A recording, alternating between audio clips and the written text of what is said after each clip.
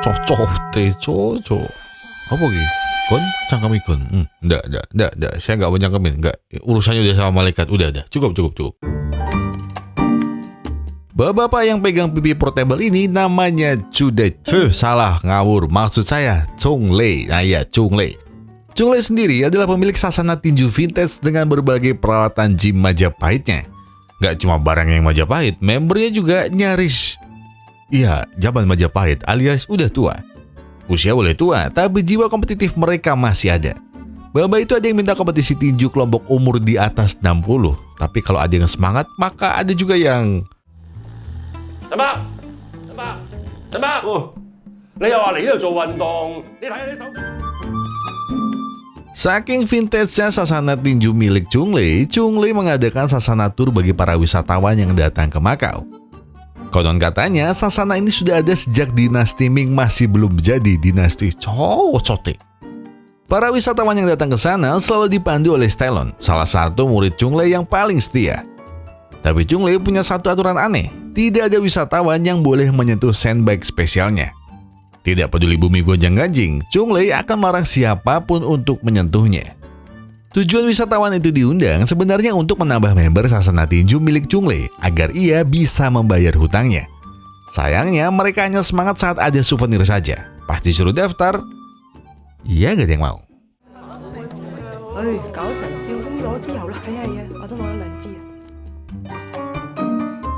Itu tadi lakinya. Nah sekarang ganti ke istrinya. Dan perkenalkan salah satu mantan artis remaja paling dikenal di Makau. Beliau adalah Carrie. Lama tidak mendapat job, kini Carrie akhirnya mendapat satu tawaran untuk membintangi sebuah iklan.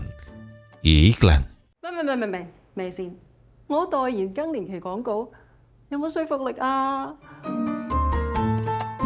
Iya, umurnya memang 49 tahun kurang 2 hari, tapi Carrie merasa ia tidak cukup tua untuk membuahkan produk menopause. Bodinya aja masih mantap begini, kan kurang meyakinkan aja kalau suruh ngisi iklan produk menopause. Masih ada yang lain, tenang, menteri olahraga aja nggak perlu bisa olahraga. Tak cuma marah ke produsernya, Carrie juga marah ke Ida, orang yang memberinya pekerjaan tadi. Tapi ya Carrie juga nggak bisa marah lama-lama, apalagi kalau dia ingat sudah lama nganggur dan lama tidak mendapat job. Carrie cuma kaget terakhir kali dia ngejob perannya masih jadi anak SMA. Terus sekarang disuruh jadi bintang iklan produk menopause. Baru juga Carrie dan Ida ngobrol-ngobrol kesana kemari, tiba-tiba...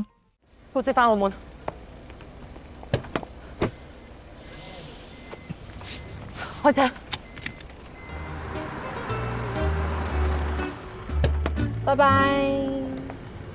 Wah, 你侄女真係好有禮貌。 Carrie dan Ida tadinya nganggap kalau produsernya cuma lagi ada masalah biasa. Tapi semuanya berubah saat ternyata ada paket yang tertinggal. Ida langsung sadar paket itu untuk Daniel, pacarnya Elsa, produser yang tadi ngurus iklan Carrie. Nah masalahnya pengirimnya adalah wanita lain, apalagi isinya adalah foto-foto mesra Daniel dengan wanita lain. Dan Ida langsung sadar kalau perang dunia ketiga akan segera dimulai.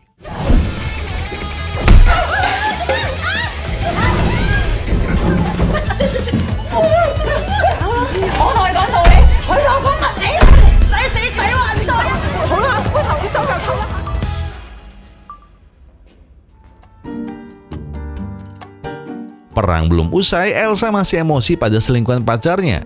Baik Carrie maupun Ida kesulitan untuk menengahi keduanya. Tenaganya sama-sama kuat, emosinya sama-sama hebat. Dan satu pukulan dari selingkuhannya nyaris mengakhiri semuanya.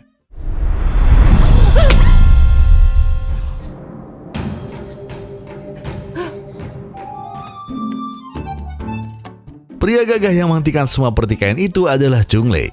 Chung Lei minta semuanya untuk bubar, dan masalahnya tidak perlu diperpanjang kemana-mana lagi. Lagian harusnya mereka berdamai saja, apalagi mereka perebutkan dari tadi ya. Iya cuma ini. 你唔好咁啦，好冇啊？為咗我唔值啊！ Spakbor Spin tahun 2008 ini yang mereka perebutin. Ya Allah, saya juga mau direbutin. Elsa sebenarnya masih emosi pada Swen karena telah merebut Daniel darinya. Tapi Chung Lei mengingatkan kalau Swen adalah juara Muay Thai nasional. Sekeras apapun Elsa mencoba melawan, ia akan tunduk di tangan Swen dengan mudahnya. Namun Elsa tidak peduli dengan semua titel itu. dendam harus tetap ia balaskan. Dan ia ingin duel melawan Swen di atas ring. Kembali ke Sasana yang makin hari makin sepi. Carrie dan Chunglei harus bersyukur mereka punya anak seperti Mia. Cerdas, jago memasak, dan rajin membantu orang tua. Ya, di tengah semua kekurangan yang ada, Mia benar-benar jadi penghibur bagi kedua orang tuanya. Saat mereka akan makan malam, Elsa tiba-tiba datang. Dan itu masih dengan luka yang ada di sekitar wajahnya. Elsa minta pada Chunglei untuk melatihnya Muay Thai. Jelas semua heran. Ya gimana nggak heran? Murid terakhir yang Chunglei latih adalah Stallone. Dan Stallone memang atlet Muay Thai. Tapi catatannya 37 tanding, 37 kali juga kalah. Terus buat apa latihan? Stallone. Jadi apa yang diharapkan dari seorang pelatih bodoh macam Chunglei? Tapi Elsa ngotot. Ia ingin dilatih Chunglei. Berapapun harganya, ia siap bayar. Elsa tidak terima dengan semua kejadian tadi dan masih ingin merebut Daniel lagi. Mendengar suara-suara uang mulai berkicau, semua anggota keluarga Chunglei jelas langsung mengiyakan. 開個價嚟，10萬。1萬，聽朝8點。 Video perkelahian Elsa dan Swen pun viral di sosmed. Berbagai komen unik netizen juga muncul di sana. Namun itu tidak cukup untuk menghentikan niatan Elsa. Elsa datang tepat pada waktu yang Chunglei minta. Dan uang $200.000 atau setara 3,1 miliar rupiah juga sudah Elsa transfer sebagai bayaran Chunglei untuk melatihnya. Namun Chunglei enggan langsung melatih. Ia justru meminta Stallone untuk melatih Elsa. Coba dulu seminggu. Kalau kau tidak AFK, baru aku akan turun tangan. Ucap Chunglei dengan wajah congkaknya. Tapi sebelum Elsa memulai semua latihannya, Elsa diajarkan untuk selalu bicara terima kasih. Bener sih, tapi kok nggak nyambung ya? 講多次。唔該。 Sudah dapat uang dari Elsa, kini Carrie juga mendapat tawaran kerja secara tiba-tiba. Pak Wong adalah produser yang sudah sejak lama sering bekerja sama dengan Carrie. Dan video viral yang menunjukkan wajah Carrie itulah yang akhirnya membuatnya ingat pada Carrie. Pak Wong juga minta suaminya untuk melatih skillnya lebih tajam lagi. Karena Carrie akan dijadikan pemain utama untuk film aksi terbarunya nanti.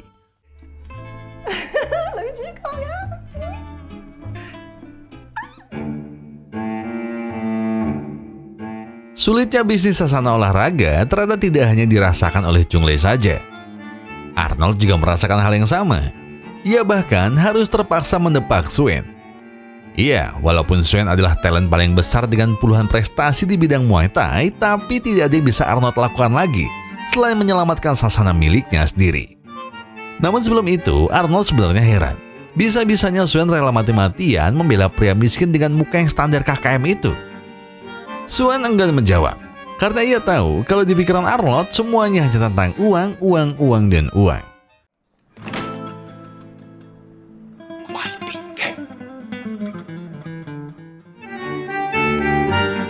Pertandingan tertutup 3 bulan lagi dan pertandingan akan berjalan selama 3 ronde. Jika Swen tidak mampu menjatuhkan Elsa, maka Elsa lah pemenangnya. Dan iya, itulah aturan yang Chunglei terapkan di pertandingan nanti. Arnold minta pertandingannya disiarkan di live stream. Tapi Stallone enggan berkomentar apa-apa kali ini. Ia tidak berani menyanggah apapun ucapan dari sang maha guru, Chunglei. Elsa tidak mengendurkan semangatnya sedikit pun. Ada atau tidak ada Chunglei, ia tetap semangat melatih fisiknya. Dalam latihan, kini Elsa akan ditemani Carrie. Elsa serius dengan latihannya, begitupun dengan Carrie. Ya, sambil konten dikit lah, nggak apa-apa.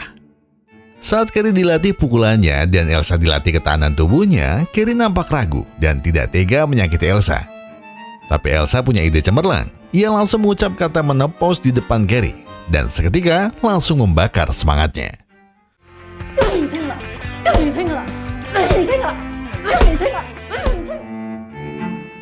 Hasil dari Carrie konten latihan tinju sedikit berbuah hasil. Kini followersnya nambah 37 ekor. Sementara Elsa, ia masih terus fokus berlatih sembari menghandle pekerjaannya. Di tempat lain, Swen juga dilatih sama kerasnya oleh Arnold. Akan kukerahkan seluruh tenagaku demi pria agak mistis itu, batin Swen sambil menghajar Arnold. Tidak ada kata hari libur untuk 3 bulan ke depan bagi Swen dan Elsa. Fisik Elsa terus dipacu dan dipaksa kerja keras setiap hari. Badannya dipukuli, refleksnya terus-terusan diuji. Elsa awalnya cuma merem-merem waktu setahun melatihnya. Tapi kata Master Chung Lei, semakin dekat kau dengan kematian, penglihatanmu semakin terlihat jelas. Nah sekarang, coba aku tes pakai cerutu. 1、2、3、人類越接近死，視野就2、3，好。 Carrie juga masih sama. Selain fisiknya yang dilatih, ia juga mulai berlatih untuk membaca naskah filmnya. Walaupun kadang agak ngeblank dikit terus nanya anaknya ini apa tulisannya. Tapi Carrie selalu memberi catatan pada bagian apa saja yang kurang pas di naskah itu.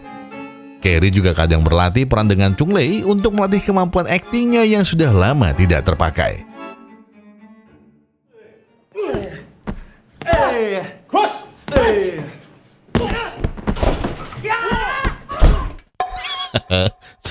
Ayu-ayut no kowe umaga jo.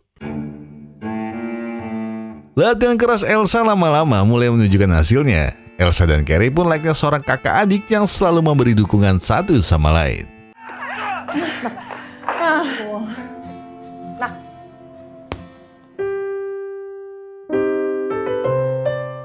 Sayangnya, dunia akan selalu berputar, sekalipun kita tidak siap menghadapinya. Carrie mengira Pak Wong jauh-jauh dari Cina ke Makau untuk membicarakan kontrak dengannya. Tapi yang terjadi justru sebaliknya. Pak Wong secara tiba-tiba membatalkan semua proyeknya dengan Carrie. Banyak sponsor yang menolak Carrie ikut dalam proyek film ini, dan tidak ingin ada Carrie sama sekali dalam proyek nanti. Seluruh kerja keras Carrie seolah tidak ada artinya dengan pembatalan ini. Tidak hanya soal kerja keras, tapi juga semua revisi pada naskah yang sudah ia buat. Revisi-revisi itu tidak akan ada artinya lagi, karena Carrie harus memendam dalam-dalam semua mimpinya untuk bisa tampil di depan kamera lagi. 唔使咁傷感嘅，阿媽低咗啲嘢，睇下有冇用。拜拜。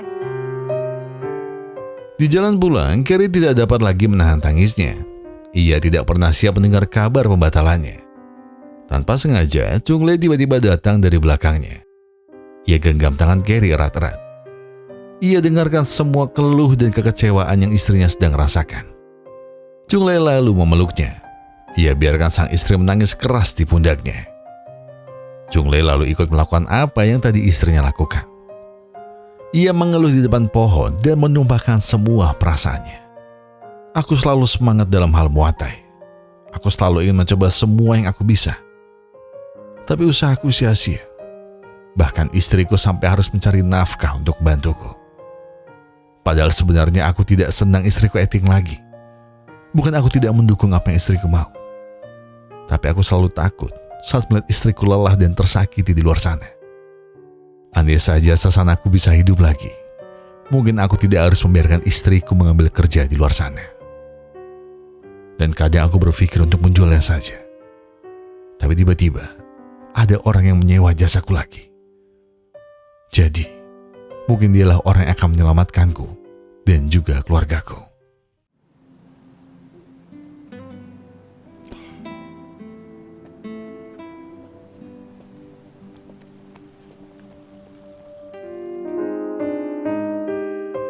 Elsa hari ini datang tanpa senyuman sedikit pun. Semangatnya seolah sudah hilang. Chung Lei lalu mengingatkan, ketekunan adalah tentang seberapa kuat kau bertahan. Chung Lei hari ini ingin mengapresiasi semangat dan konsistensi Elsa selama ini dengan menantangnya bertanding satu ronde.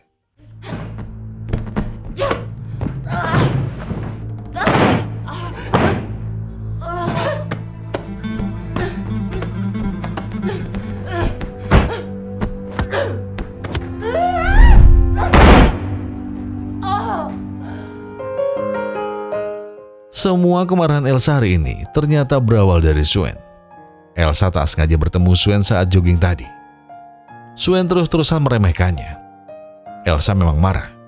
Tapi setelah latihan dengan Chung Lei, Elsa merasa kalau ia mungkin tidak akan pernah menang melawan Suen.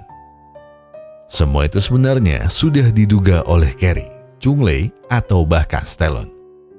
Tapi Elsa harusnya ingat, saat ia memohon Chung Lei untuk jadi pelatihnya, saat itu, tidak ada satu orang pun yang bisa menahannya. Dan semangat besar itulah yang pada akhirnya membuat Chunglei menerimanya. Aku akan kembalikan uangmu. Tapi tolong jangan patah semangat. Dan teruslah berlatih. Karena aku akan tetap melatihmu. Elsa tidak serta-merta mendengar apa pesan Chunglei tadi. Tapi setelah ia melihat Stellan, jalan pikirannya banyak yang berubah. Stellan tidak pernah menyerah. Tidak peduli ia kalah 37 kali beruntun. Tapi ia selalu bangkit dan terus latihan setiap hari. Sembari menunggu kapan kemenangan itu akan tiba. 輸唔係問題，走咗去先係問題。 Memperjuangkan sesuatu memang terkadang tidak selalu berbuah manis. Pun begitu dengan Carrie maupun Ida. Masing-masing dari mereka punya masalah sendiri. Carrie sudah memperjuangkan segalanya untuk aktingnya. Jadi pemeran utama dan juga membantu keuangan keluarga. Dan lalu Ida. Tubuhnya memang tidak ideal seperti Elsa atau Carrie. Tapi apa Ida lantas menyerah? Tidak. Ida selalu punya cara menghidupi keluarga dengan bekerja tidak hanya di satu tempat. Kadang manusia melihat masalah hanya menggunakan satu sudut pandang saja. Dan saat satu sudut pandang itu tidak menemukan solusinya, mereka lantas menyerah. Elsa terpukul mendengar cerita dua wanita hebat di depannya. Iya, Elsa memang sayang pada Daniel dengan segala perhatian serta tingkah lucunya. Tapi Elsa harus ingat, ada sesuatu yang pantas dan juga tidak pantas untuk diperjuangkan. Dan hari ini Elsa akhirnya sadar, kalau ia tidak akan bertanding di atas ring demi memperebutkan Daniel lagi. Tapi ia akan bertanding untuk dirinya sendiri. Puncaknya, Elsa akhirnya kembali bertemu dengan Daniel. Elsa mengembalikan foto Daniel, sementara Daniel, ia mengembalikan tas Elsa. Dan Elsa kini jauh lebih berani. Ia tidak lagi takut kehilangan Daniel. Bahkan Elsa yang memutuskan untuk putus dengan Daniel sekarang juga. 好啊，我哋分手。 Stellan akan menjalankan pertandingan ke-38-nya. Sementara Elsa akan memainkan pertandingan pertamanya. Keduanya dipaksa untuk berlatih tanding di tengah tali berbentuk lingkaran. Tidak ada yang boleh keluar dari sana, atau mereka kalah. Tapi Chunglei juga mengajarkan kalau latihan semacam ini untuk melatih permainan jarak dekat mereka. Carrie juga perlahan membuka lembaran baru di hidupnya. Carrie memang sempat menolak jadi bintang iklan produk menopause. Tapi demi keluarga, Carrie pun rela melakukannya. Dan akhirnya semua jerih payahnya membuahkan satu hasil yang sangat besar. Mami, 好勁啊！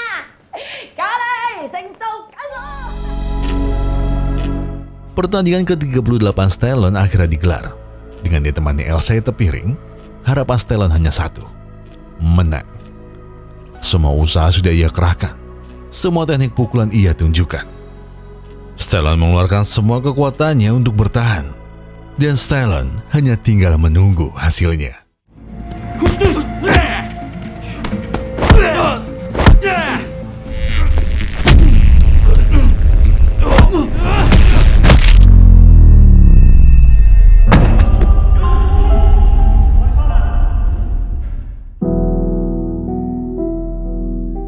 Stellan ternyata masih belum berhasil mendapatkan kemenangan pertamanya.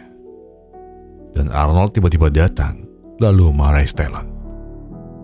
Iya, Arnold sebenarnya adalah senior Stellan. Ia selalu minta Stellan untuk tidak bertanding lagi.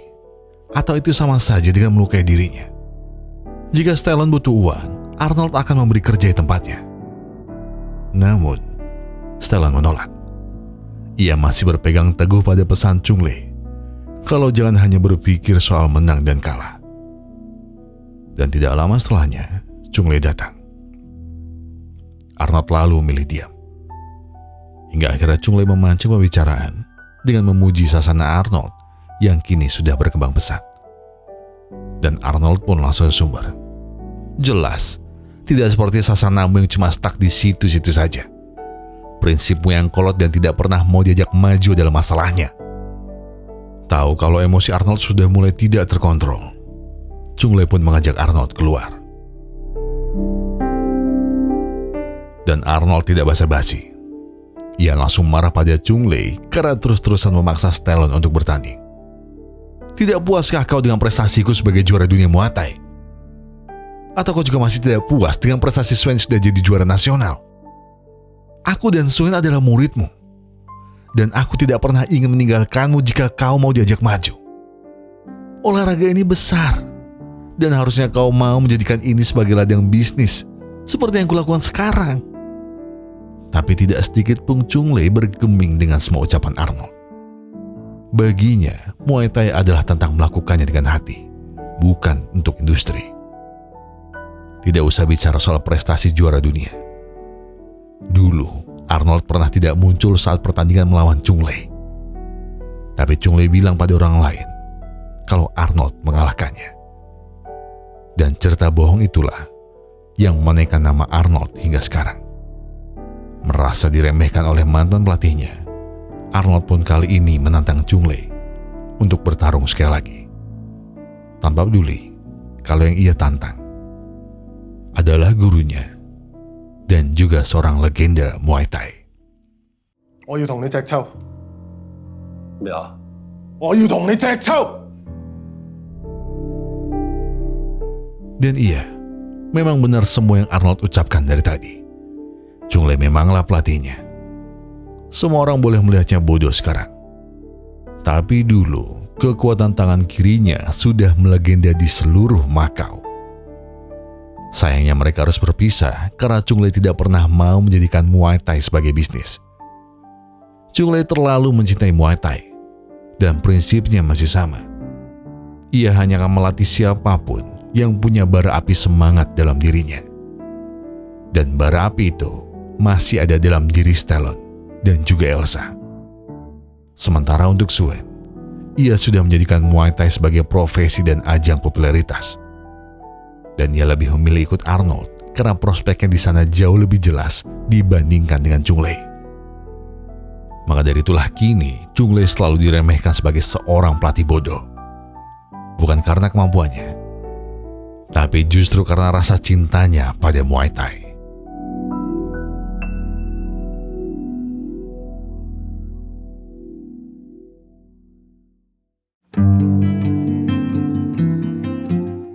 Di sela-sela persiapan pertandingan, Chung Lee kedatangan tamu yang tidak ia tahu itu siapa. Dan ternyata Carrie benar-benar ingat apa yang suaminya ucapkan malam itu. Kalau ia ingin menjual rumahnya untuk melunasi semua hutangnya. Tamu tak dikenal tadi adalah calon pembelinya. Luas bangunan dan tanah yang besar membuat si pembeli semakin ingin membelinya. Namun pada saat itulah Chung Lee ragu. Banyak cerita panjang di sasana tua miliknya. Tapi ia juga belum menemukan jalan lain untuk melunasi semua hutangnya.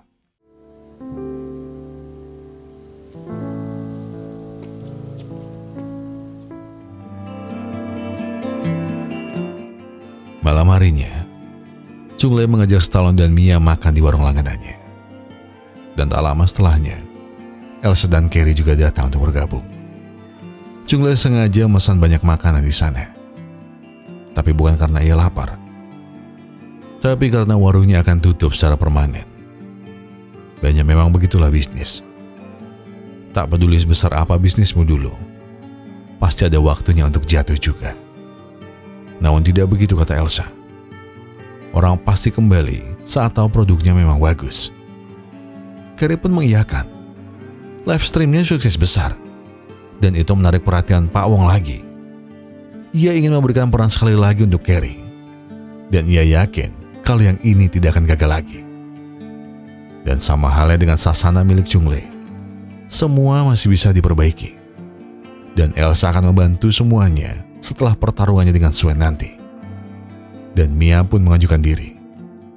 Ia akan memasak untuk para customer jika sasana ayahnya nanti bisa berkembang lagi.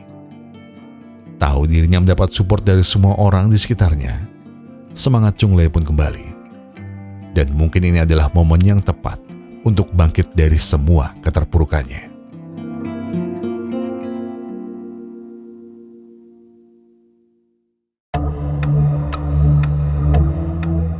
Malam sebelum pertandingan akhirnya tiba, semangat Elsa justru terlihat jauh lebih besar dibanding sebelumnya.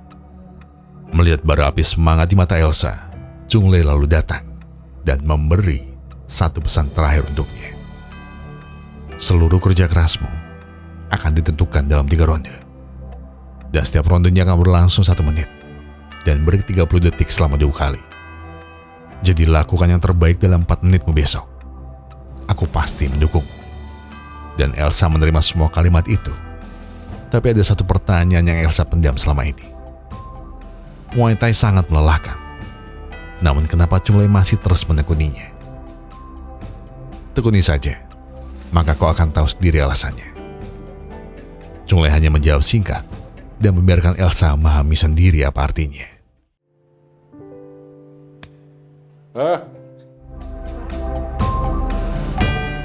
Waktu yang sama, tempat yang sama, 2 pertandingan yang berbeda. Elsa akan melawan Suen dan Chunglei akan melawan Arnold. Chunglei dan Arnold akan bertanding di lingkaran tali, sementara Suen dan Elsa akan bertanding di ring. Pertandingan kali ini tidak hanya soal menang atau kalah. Elsa dan Suen akan mencari jawaban masing-masing dari segala tanya yang ada di kepala mereka soal pelatih dan arti Muay Thai bagi mereka masing-masing. Sementara Arnold masih ada rasa pembuktian yang ingin ia tunjukkan pada mantan pelatihnya. Kali ini ia tidak akan kabur seperti dulu lagi. Dan ia ingin menunjukkan siapa yang akan jadi pemenangnya.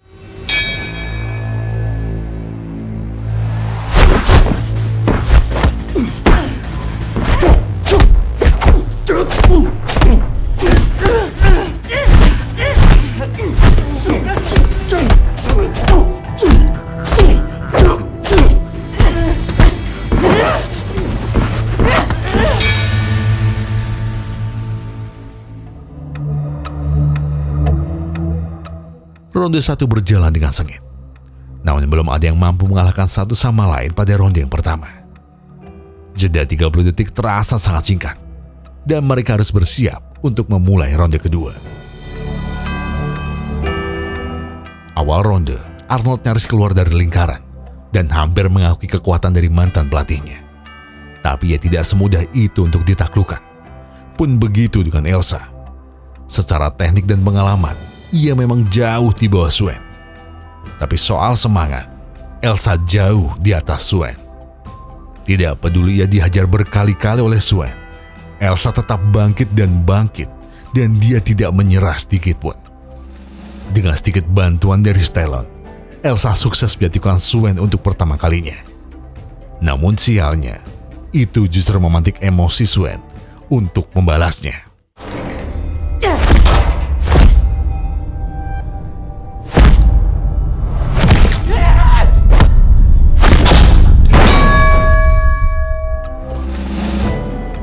Saat Elsa mulai terkapar dan kesulitan untuk bangkit sebelum ronde 3, Chunglei justru melakukan hal yang sebaliknya.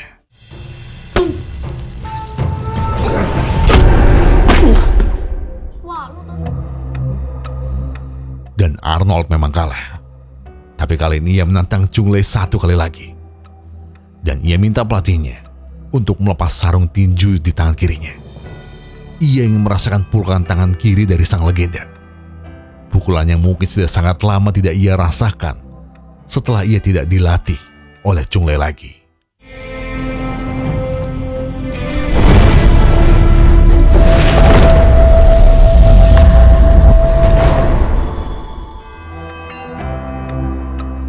Iya, pertandingan sekali lagi dilakukan.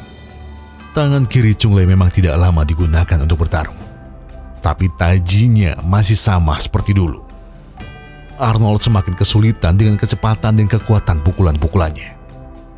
Arnold mungkin beberapa kali masih menghindar. Namun Chunglei selalu punya 1001 cara untuk menjatuhkannya. Hingga akhirnya, Chunglei mendapat kesempatan untuk membuat Arnold tunduk. Namun kesempatan itu tidak lantas Chunglei gunakan untuk menghabisi mantan muridnya.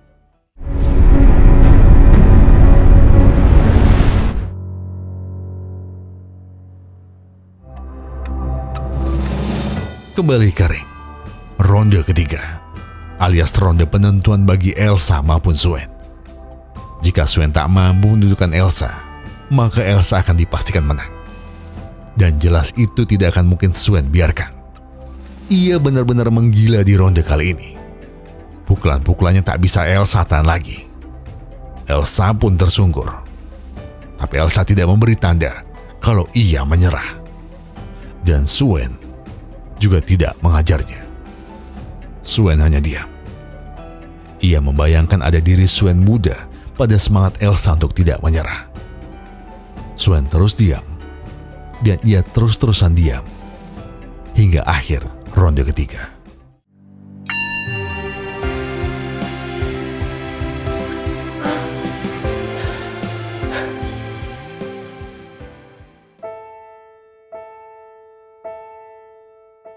Swen tiba-tiba memeluk tubuh Elsa yang sudah lemah. Ucapan selamat atas kemenangan Elsa, Swen katakan dengan tulus. Dan mereka berdua paham. Pertarungan ini bukan tentang mereka berdua. Tapi pertarungan ini adalah tentang mereka masing-masing. Swen memang kalah. Tapi ia berhasil mengalahkan segala rasa congkak dan egoisnya yang selalu ingin menang di segala hal.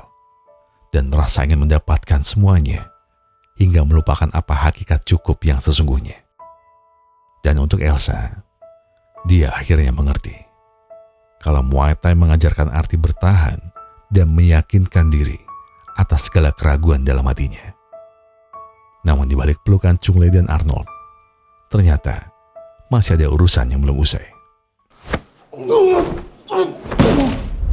Sifu!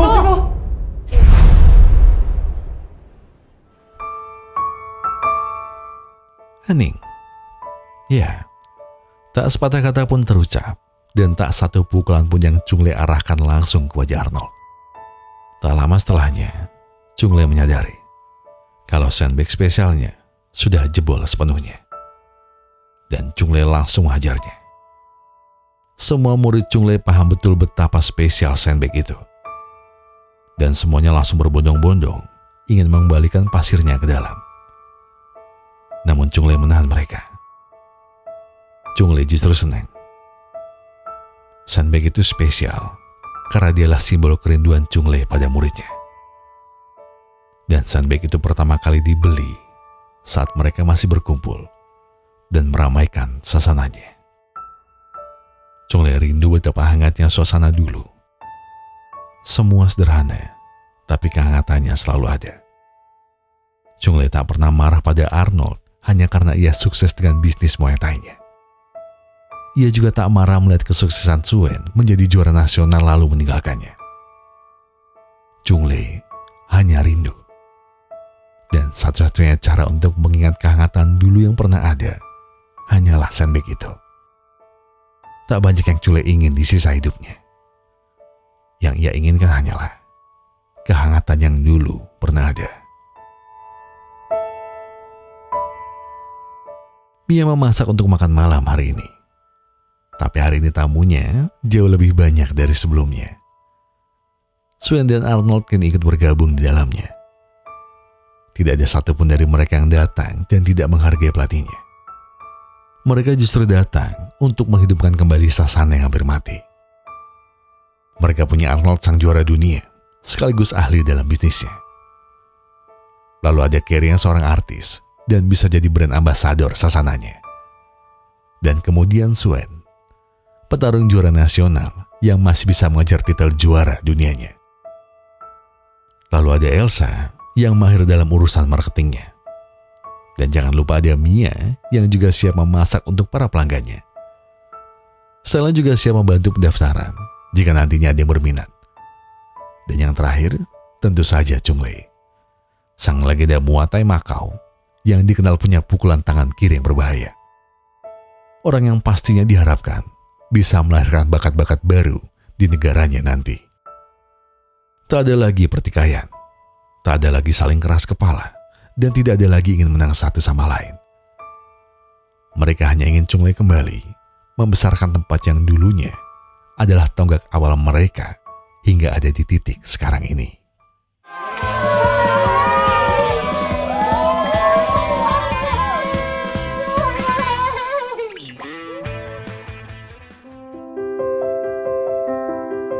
Terkadang kita memang terlalu menggebu saat mengejar sesuatu. Dan seringkali kita marah ketika hal-hal tidak berjalan sesuai dengan rencana yang sudah kita susun rapi. Padahal, begitulah hidup. Tidak ada satupun dari kita yang benar-benar tahu apa yang akan terjadi nanti, besok, atau hari-hari setelahnya. Yang perlu kita lakukan hanyalah belajar bersiap dan menguatkan hati, tanpa perlu terus marah atau panik berlebihan. Karena pada akhirnya, Tuhan adalah perencana terbaik yang tahu kapan kita harus jatuh dan kapan kita siap untuk bangkit kembali. Berjalan tak seperti rencana adalah jalan yang sudah biasa. Dan jalan satu-satunya adalah jalani sebaik yang kau bisa. Saya Gogon dan segenap tim Pusrabi Glory mengucapkan terima kasih. Terima kasih buat yang sudah menonton video ini sampai habis. Terima kasih buat yang sudah memberikan like, memberikan komentar, subscribe dan juga mencet tombol thanks-nya. Karena apapun yang kalian lakukan untuk channel ini sudah sangat membantu channel ini berkembang sampai hari ini. Dan sebagai penutup, saya pengen bilang ke kalian semua, kalau kalian lagi banyak masalah itu berat banget, yang tenang. Gak perlu buru-buru, gak perlu nyusu-nyusu. Selesaikan semua dengan kepala dingin. Ya sekarang tarik napas kalian, buang, tenggak kopinya, ambil koreknya dan sebatin aja dulu.